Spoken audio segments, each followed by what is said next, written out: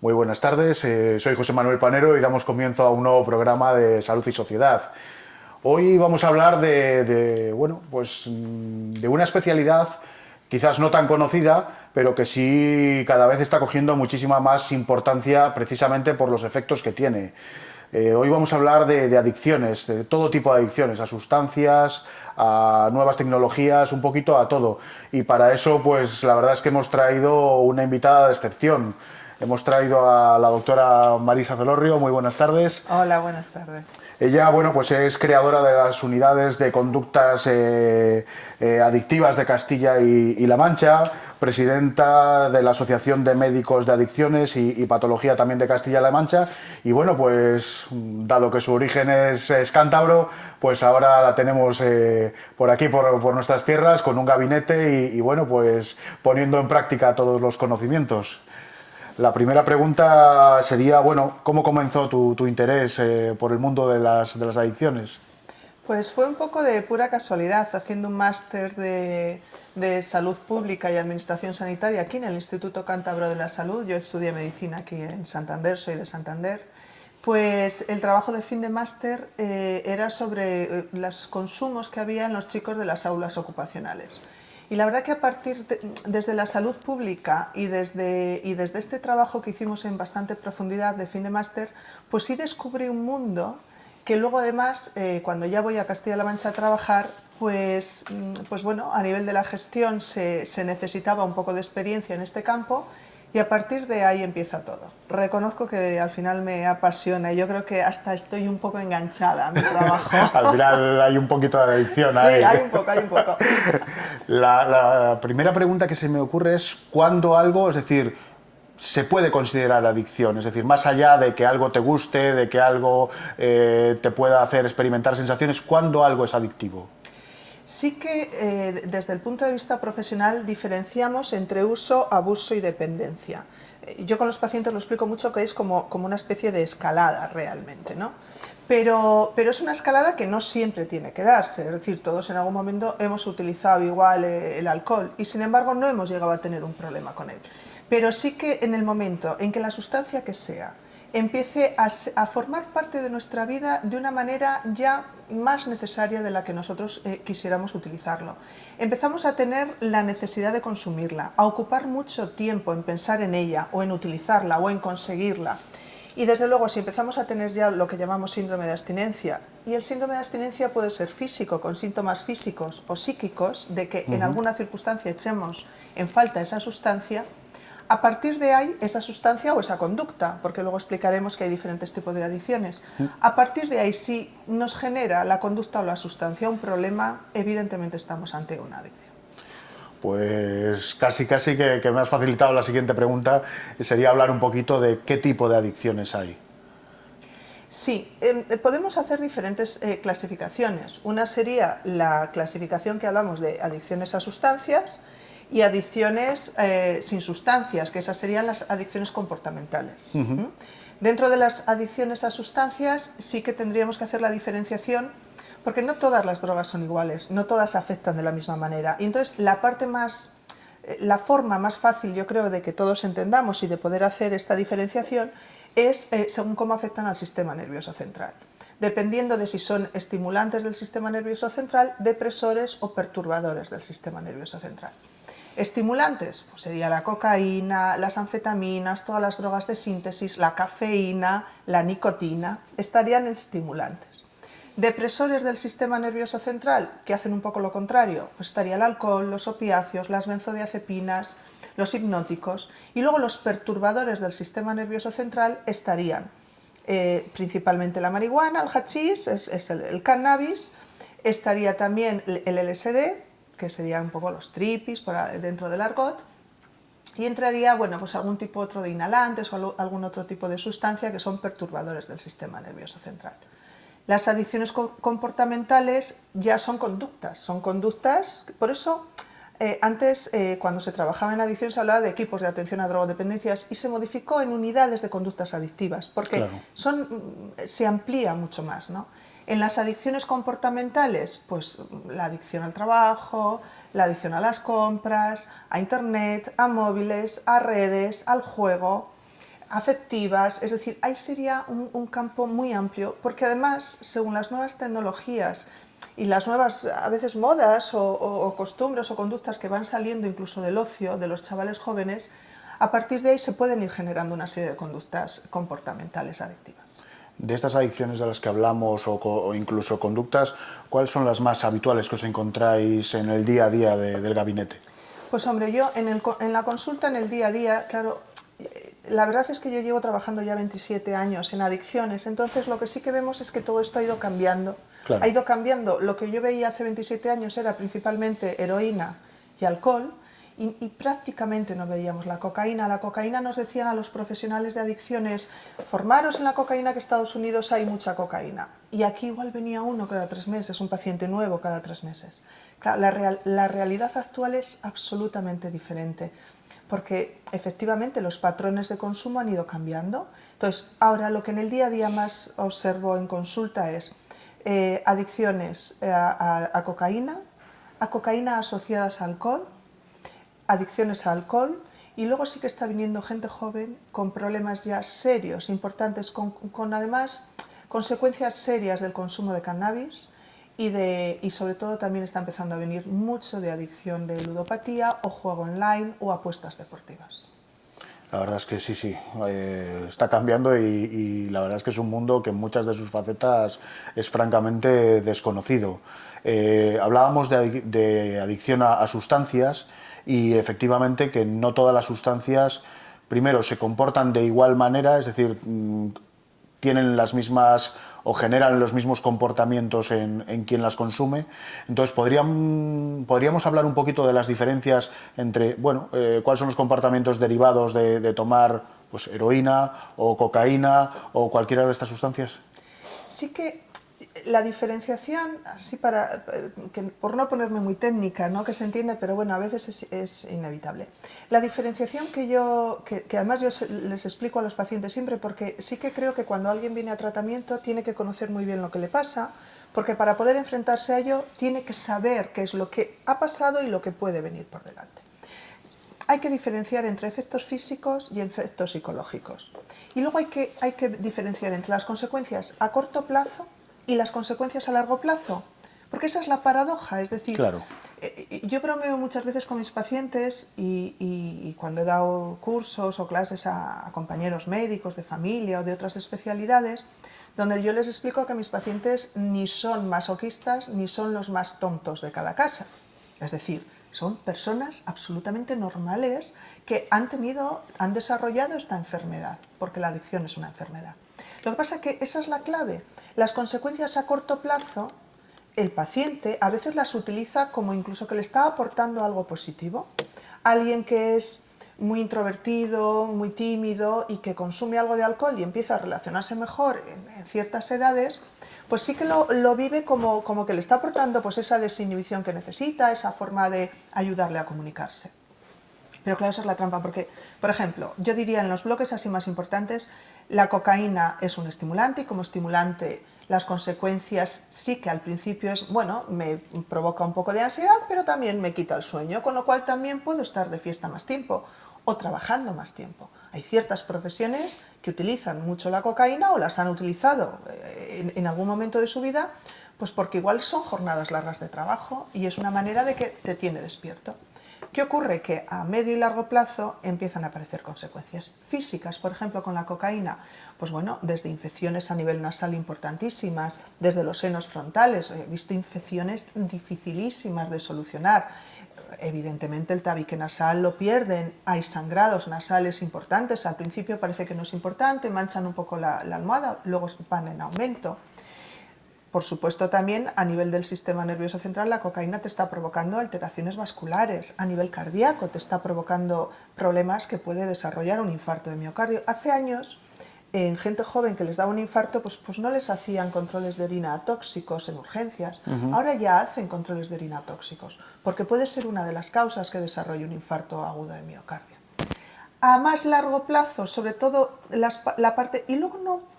Depende también mucho de la vulnerabilidad de cada persona. No todos somos igual de vulnerables a nivel psicológico. Pero, por ejemplo, la cocaína y el cannabis, a mí psiquiátricamente y psicológicamente, una de las cosas que nos preocupa es que puede provocar brotes psicóticos, y un brote psicótico puede acabar siendo una esquizofrenia si se repite y se acaba cronificándose. Un brote psicótico o una esquizofrenia, estamos hablando de las enfermedades mentales más graves. Claro. Pero también puede provocar una depresión grande, es decir, el alcohol es un depresor, puede provocar depresiones muy grandes. Diríamos que cada sustancia tiene unos efectos físicos, otros psicológicos, y unos a corto plazo y otros a largo plazo, que suelen ser los contrarios a corto plazo. Claro, y evidentemente, es decir, estamos hablando de que las patologías futuras también van a ser diferentes en función de estas sustancias. Es decir, no será igual el que tome, pues por poner un ejemplo, pastillas de estas sintéticas o quien tome, por ejemplo, pues no sé, cocaína o alcohol. Es decir, que estamos hablando también de patologías futuras y, por tanto, enfermedades. La mayoría de estas enfermedades o patologías futuras son de origen psiquiátrico o psicológico, o también podemos estar hablando de patologías físicas. Claro, por ejemplo, con el alcohol, una persona que bebe a diario alcohol puede desarrollar una cirrosis o puede desarrollar un hepatocarcinoma, claro que es físico, o una polineuropatía alcohólica o una demencia alcohólica. O sea, estamos hablando de que altera el sistema nervioso central, a los músculos, al corazón, al miocardio, afecta a todos los órganos prácticamente de la persona. Pero claro, también es verdad que la cocaína, que también te puede afectar, a largo plazo, psiquiátricamente, por ejemplo, a mí que me preocupa, pues que como han cambiado los patrones de consumo, pues el consumidor de alcohol de toda la vida, que diríamos, es ese patrón mediterráneo, esa persona que bebe todos los días y que recomienda, que igual no se emborracha nunca, no se intoxica nunca, pero sí tiene una dosis fija de alcohol a diario que va pasando por su hígado, ese patrón va a tener más problemas. Sin embargo, el patrón actual es distinto. El patrón ahora es: no bebo entre semana, funciono entre semana con mi trabajo, y el fin de semana hago un consumo altísimo de alcohol. Es más, el patrón anglosajón de consumo. Claro. Este fin de semana puedo beber una cantidad tremenda de alcohol, pero yo el lunes sí estoy fatal y estoy muy mal y estoy de resaca, pero voy a trabajar. Este perfil o este patrón de consumo es mucho más fácil que tenga problemas conductuales o problemas, lo que llamamos, de alcoholómano. ¿Eso qué significa? Pues que va a tener problemas de irritabilidad, de agresividad, de discusiones en la calle, problemas con el coche, a veces accidentes. Va a tener un problema diferente dependiendo del patrón. Generalmente en la calle hay un poco el concepto de que hay adicciones a sustancias de primera o de segunda, es decir, drogas duras, drogas blandas, y quizás hay una banalización de según a qué sea la adicción. Desde tu experiencia, no sé, adicciones, hablábamos a sustancias legales como puedan ser tabaco y alcohol, o la banalización de los porros, que parece que, bueno, que es una cosa extendida y que, bueno, pues que se encuentra prácticamente con muchísima facilidad en la calle, y quizás convendría saber que realmente detrás de eso hay problemas gravísimos de adicciones. Claro, sí que es verdad que hace años se diferenciaba lo que acabas de decir, ¿no? Drogas duras y drogas blandas. Pero además es algo con cierta creencia. De hecho, bueno, pues incluso a nivel de jurídico y tal, en algunas sentencias se ha utilizado estas palabras, ¿no? Por suerte esto ya cambió.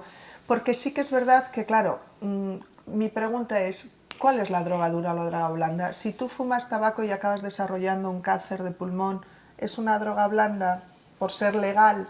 Claro, sin duda que no. Es decir, que efectivamente es una sustancia adictiva y que a la larga genera problemas, en este caso serían físicos, importantes. Claro, entonces yo sí que eso es complicado, y también nos pasa mucho con los padres, con las familias, ¿no?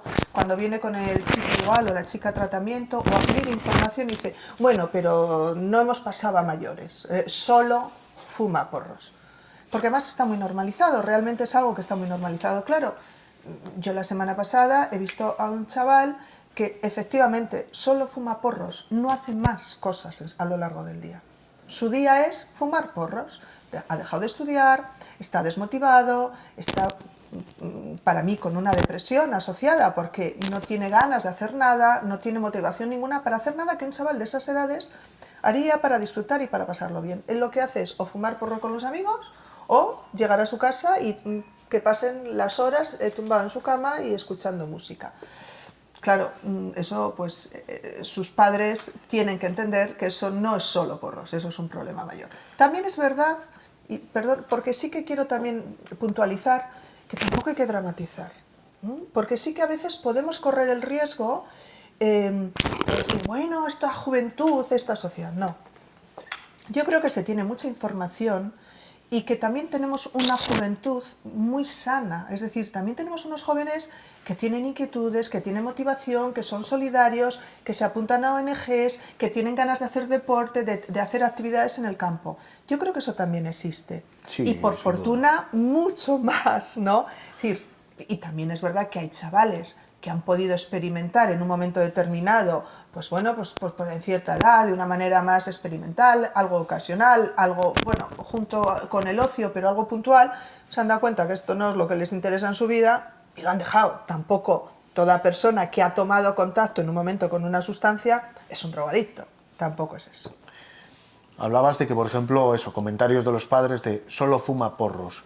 Es decir, ese tipo de comentarios, ¿a qué se debe? ¿A banalización propia de la sustancia? ¿A falta de información? Porque sí que es cierto que hemos visto, tal y como comentabas antes, una evolución no solo en sustancias, sino, es decir, desde las primeras entradas de los años 60 de la heroína, en la que no había ninguna información de qué generaba, de posibles problemas futuros. Eso hoy en día está más que superado. Es decir, ahora mismo ya todo el mundo sabe que cuando se inician sustancias de este tipo, sabe cuál es la evolución, saben que va a acabar, sabe que realmente se está metiendo en la boca del lobo. Es decir, pero sin embargo, sigues comentando que hay banalización de según qué sustancias y que, bueno, solo fuma porros.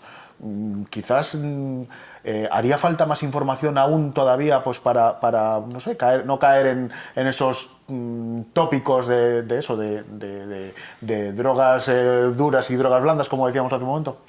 Yo creo que hace falta varias cosas. Yo creo que la prevención es casi que en este área la parte más débil y yo creo que casi es la parte más importante, porque si hay una buena prevención, lógicamente va a haber menos casos y menos pacientes que lleguen a consulta, porque se supone que va a haber menos adicciones.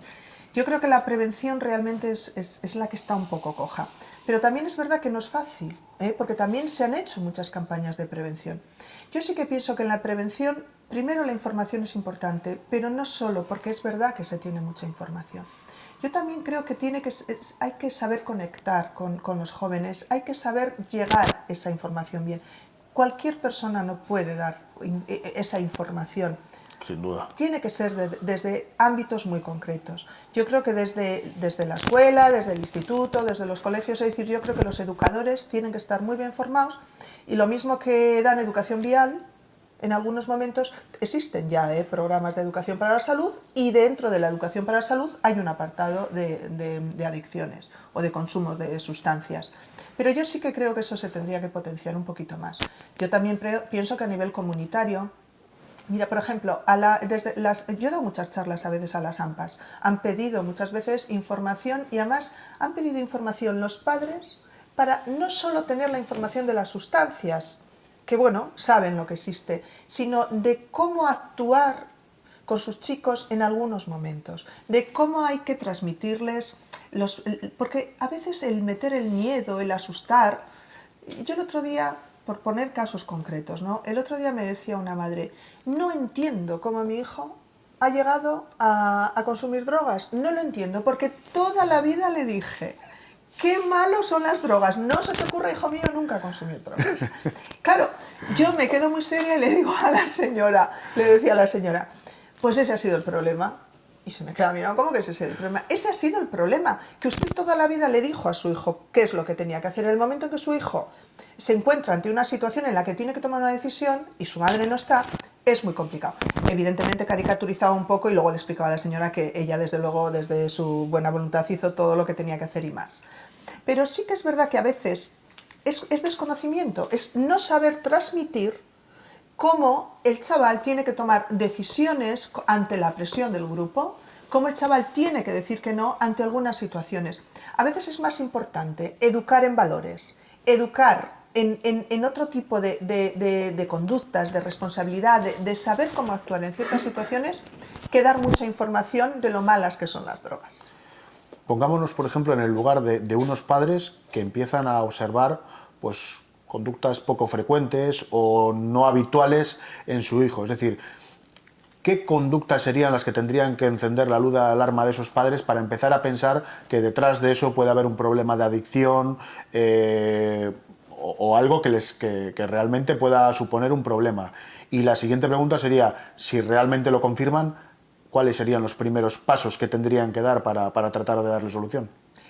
Sí, hombre, normalmente cuando hay un cambio de conducta en el chaval es cuando yo creo que los padres, que además conocen bien a sus hijos, es la primera señal de alarma, ¿no? Cambio de conducta, pues desde diferentes ámbitos, desde verlos más tristes, desde verlos más introvertidos, de empezar a no compartir espacios comunes en la casa, ver más agresividad, cierta violencia, ver una peor relación con los compañeros. Y luego, sobre todo, yo pienso que una de las señales máximas de alarma es que si un chaval ha llevado unos estudios bien y ha llevado unas buenas notas y más o menos una buena actitud, que empiece a suspender, que empiece a contestar, que empiece a tener conductas inadecuadas. Ya digo, desde el exceso de la rabia o del enfado hasta el defecto de decir está aislado o está más deprimido o está menos comunicativo. Claro, eso pudiese ser, claro, en función de qué sustancia está tomando, ese tipo de cambio de conductas. Claro, claro, tiene que ser, pero sobre todo es eso, ver que algo pasa. Y yo lo que sí que aconsejo siempre a los padres es que una vez que ven que esto está pasando, pues lo más importante es hablar con ellos, porque tampoco, digo antes, no entremos en dramas, porque a veces el drama asusta mucho a los padres y igual hace que el chaval haya mayor rechazo y que ponga más distancia, ¿no? Entonces yo sí que creo que hay que hablar, pero desde el entendimiento, desde preocuparse por sus cosas, desde saber qué es lo que está pasando, más que regañar, porque a veces una depresión se manifiesta con mal humor o con irritabilidad, que pueden ser otras cosas. También el adolescente tiene momentos en su vida complicados. Por eso lo primero, hablar con ellos. Y sobre todo interesarse por sus cosas, por sus amigos, por sus hábitos, por las cosas que hacen. Y luego, si evidentemente tú ves que tu chico viene todos los fines de tu chica viene todos los fines de semana, pues con olor a alcohol, o que ha bebido en malas condiciones, con los ojos rojos o con la pupila muy dilatada, es decir, hay síntomas, signos que son muy evidentes, ¿no? Entonces yo en estos casos sí que creo que ya pues hay que pedir un poco de ayuda. ¿Esa ayuda estaría en, no sé, médicos de familia o habría que pensar, lógicamente, en acudir a médicos especialistas en adicciones? O desde tu punto de vista, ¿cuál sería la primera toma de contacto con esa ayuda? Yo haría un primer paso, porque sí que es verdad que tampoco tenemos que poner una etiqueta a un chaval igual porque esté pasando una mala época, ¿no? Yo primer paso siempre digo orientadores del colegio, del instituto, creo que es la persona que tiene que tomar ese primer contacto también, de lo que está pasando, hablar con el tutor, hablar con sus profesores, si realmente han visto los cambios, si falta clases, si después de que veo yo la llave se duerme con los ojos muy enrojecidos, una serie de cosas que desde el orientador se puede. Luego yo creo que los médicos de familia, es verdad, porque el médico de familia es la puerta de entrada también a la salud pública, ¿no? Entonces es un poco, pues bueno, preguntar qué es lo que está pasando. Si realmente se detecta que es algo que ocurre habitualmente, que efectivamente empieza a haber una situación no excepcional, sino habitual, yo creo que en ese momento, o si el orientador, el médico de familia, le indican que tiene que ir a una persona más especializada, ese sería el momento de ir. También es verdad que muchas veces, yo en mi caso estoy formada también en terapia familiar porque es básico para poder trabajar con las adicciones. A veces son los padres los que necesitan un poco de asesoramiento, de consejo, y a veces también ellos lo hacen, ¿eh? También ellos se informan o preguntan cómo actuar. Evidentemente, como creadora de las unidades de conductas adictivas de Castilla-La Mancha y ahora estando en Cantabria, ¿ves diferencias importantes entre cómo se aborda el problema en una comunidad diferente a Cantabria? O desde tu punto de vista, no sé, ¿ves realmente diferencias importantes? ¿Crees que más o menos se trabaja al unísono? No sé, ¿cómo lo ves? Bueno, yo sí que veo que los pacientes son los mismos, pero tienen diferencias. Yo creo que culturalmente también es verdad que hay cosas distintas, ¿eh? Yo sí que Castilla-La Mancha es una zona donde la producción vinícola es espectacular y entonces sí que es verdad que desde muy jovencitos el porrón está en la mesa y eso te lo cuenta muchas veces el paciente, que mi abuelo ya con 4 años ya no os dejaba beber del porrón. Es decir, yo creo que hay ciertas diferenciaciones culturales, que igual aquí en el norte pues se funcionaba un poco de otra manera. Pero dicho esto de que es verdad que a veces hay que trabajar también de diferente manera porque cada paciente es un mundo y cada zona es diferente, yo sí que creo que la red de drogas a nivel nacional es bastante buena, desconocida. Sí, sin duda. Desconocida. Pero bueno, hay un Plan Nacional de Drogas que funciona francamente bien, que hace publicaciones, que están colgadas en internet, que tiene una página fantástica. Y eso es muy desconocido. Yo, de hecho, a mis pacientes les digo, oye, la última publicación de cannabis que ha sacado el Plan Nacional de Drogas, descárgatelo y léetelo.